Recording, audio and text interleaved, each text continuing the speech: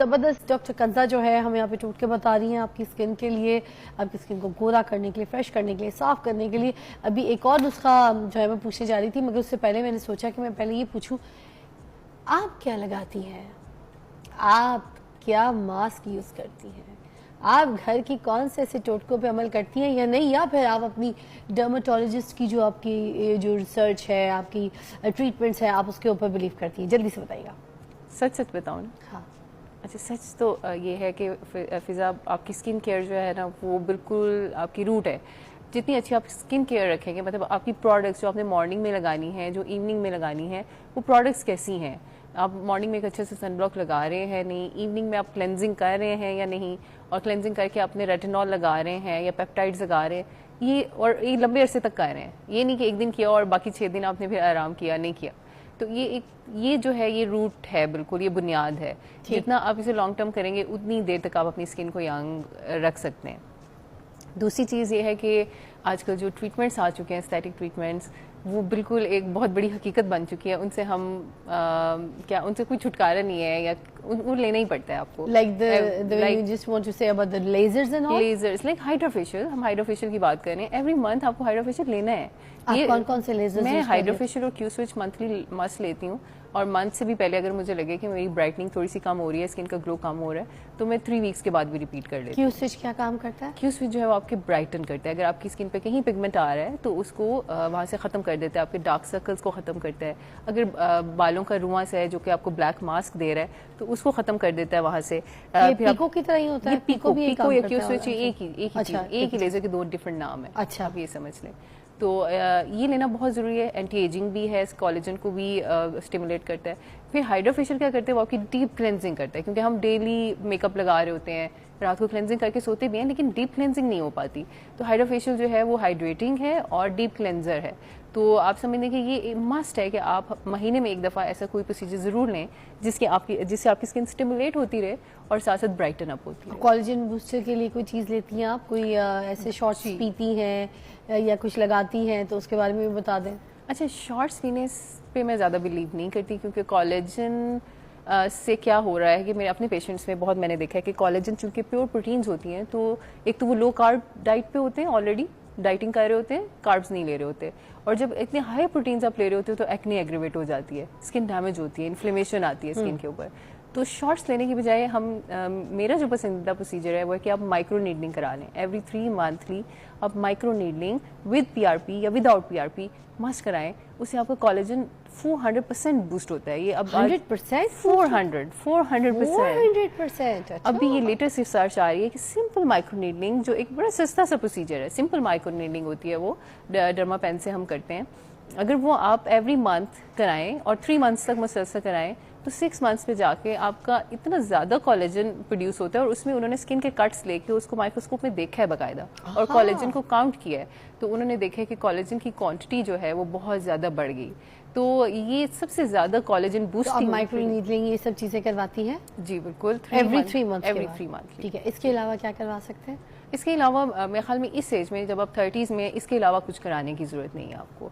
लेकिन अगर आपके कोई स्पेसिफिक एरियाज ऑफ कंसर्न्स हैं, जैसे किसी को होता है कि डबल चिन है या अंडर आई एरिया थोड़ा सा रिजुविनेशन चाहिए, तो वो भी पर्टिकुलर ट्रीटमेंट्स होते हैं उसके अकॉर्डिंगली। लेकिन जैसे ही आप 30 क्रॉस करते हैं या 40s में चले जाते हैं, पेरीमेनोपॉजल हो जाते हैं, फिर आपको बाकायदा एंटी एजिंग ट्रीटमेंट्स की ज़रूरत होती है। वो फिर एक लंबी कहानी है, वो किसी और दिन उसको डिस्कस करेंगे। एक टोटका और हम आपकी नज़र ज़रूर, क्योंकि टाइम बिल्कुल ख़त्म हो रहा है, मगर एक आखिरी टोटका ज़रूर मैं चाहूँगी कि बता दीजिए। अच्छा, टमाटर किस लिए रखे थे? टमाटर, हाँ, टमाटर में जो है ना जी, अच्छा अक्सर आते हैं लोग के ओपन पोर्स का बहुत प्रॉब्लम है। ओपन पोर्स का टोटका बताएं। तो ओपन पोर्स में और स्किन को ब्राइटन करने में भी टमाटर का बहुत रोल है। तो आपने क्या करना है कि टमाटर को जस्ट ऐसे ही काट लेना है। ये भी मेरा क्विक टोटका होता है कि जब मुझे कहीं जाना हो और मुझे क्विकली एक ग्लो चाहिए फेस के ऊपर, और पोर्स जो है वो नज़र आ रहे हैं और बेस सेट नहीं हो रही, तो आपने क्या करना है, इस तरह टमाटर कट कर लेना है, और उसके ऊपर आपने just 1 to 2 drops of honey, ये देखिए, ये हनी बस इतना हल्का सा बस आपने ऐसे ऊपर लगा लेना। हाँ जी, ऐसे जस्ट लाइक दैट। ठीक है। और उसके बाद इसको आपने वैसे ही जैसे आपने आलू से किया था, राइट? तो आलू को जैसे किया था आपने, वैसे ही इसको हल्का हल्का ऐसे रब करना शुरू कर देना है। तो आप देखेंगे कि 5 to 10 मिनट्स में आपके पोर्स क्लोज हो जाएंगे और साथ में आपकी जो सारी पिगमेंटेशन है वो सेटल हो जाएगी और स्किन जो है वो आपकी बिल्कुल रेडी हो जाएगी फॉर एनी इवेंट। ठीक है जी, ये ऐसे बस आपने करना है। I am sorry for the, ये थोड़ा सा मैसी होता है लेकिन इट्स ओके अगर आप अपने घर में या टीवी लाउंज में कर रहे हैं तो इट्स टोटली ओके, वहाँ पे आपका इतना मैसी नहीं होगा। ठीक है, तो ये आप करेंगे तो आप देखेंगे कि स्किन में एकदम से जान आ जाती है, ब्राइटन हो जाती है आपकी स्किन। ठीक है जी, क्योंकि इसके अंदर ब्लीचिंग एजेंट भी इसमें मौजूद ब्लीचिंग है, एजेंट है और इसमें चलती फिरती ब्लीच है ये। जी, ये चलती फिरती ब्लीच है और वेरी क्विक, वेरी क्विक। अच्छा, इसी तरह एक और मास्क मुझे बहुत पसंद है, जब मुझे किसी बहुत अच्छे इवेंट पे जाना हो और मुझे एकदम से स्किन टाइटनिंग चाहिए हो तो इसको मैं यूज़ करती हूँ। इसमें मैं आपको बताती हूँ कि एग वाइट जस्ट आपने लेना है, जस्ट एग वाइट। इसको हमने ऑलरेडी सेपरेट किया हुआ है, आप देखेंगे कि ये एग वाइट है हमारे पास। ठीक है, ये हमने सेपरेट किया हुआ है ऑलरेडी। ठीक है, इसको अच्छा सा विस्क करेंगे आप, लाइक दिस, अच्छे से विस्क करके। तो इसके आपके पास ब्रशेस होते हैं, हमारे पास फाउंडेशन अप्लायर होते हैं या ब्लीच अप्लायर जो होते हैं आपके ब्रशेस। इस ब्रश से आपने इसको, इस विस्क एग वाइट को पूरे फेस पे अप्लाई कर लेना है। जस्ट इसमें आप कुछ भी ना ऐड करें, बेशक अगर आप हनी ऐड कर लें या योगर्ट ऐड कर लें फॉर शाइन, क्योंकि हनी तो शाइन का ही काम करेगा बिल्कुल। तो अब लेकिन अगर इसको आप अकेले भी करेंगे तो ये इतनी अच्छी स्किन टाइटनिंग, इसको 20 मिनट्स तक आपने लगा लेना है ब्रश से और उसके बाद 20 मिनट्स के बाद आप चेहरा वॉश कर लें।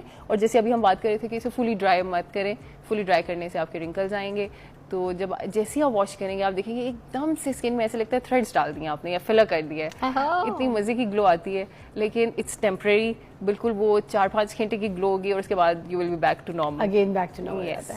Thank you so much Kanja, बहुत बहुत शुक्रिया, आपने हमें इतने सारे हर्बल टिप्स भी बता दिए जो किचन से सारे सामान से हम इस्तेमाल कर सकते हैं, अपनी स्किन को खूबसूरत कर सकते हैं। और साथ साथ जो कंजा इस्तेमाल करती है उन्होंने अपने भी राज हमारे सामने आज फाश कर दी है। You can try that as well. और मुझे लगता है कि जिस तरीके के माहौल में हम हैं और हमारा वेदर है, हमें इस तरह की ट्रीटमेंट्स भी लेना बहुत ज़रूरी है। ये इस्तेमाल कीजिए, मगर साथ साथ अगर आपको लगता है तो आप डॉक्टर के पास जाके अपनी वो ट्रीटमेंट्स भी ले लीजिए, ताकि आप ये दिल में ना सोचें कि भाई सामने वाली फलानी हमारी पड़ोसन तो उसकी तो ये स्किन का राज है तो सिर्फ आलू लगाने से वो गोरी नहीं होती। जी, आप इस्तेमाल कर सकते हैं कुछ ऐसी चीज़ें जो अभी मार्केट में बहुत इन है, लोग अपनी स्किन को गोरा करते हैं। You can go to dermatologist और जाकर अपनी स्किन को बेहतर कीजिए, जैसे कि ये डर्माटोलॉजिस्ट हमें गाइड करिए। You can take your skin care better. Take a break.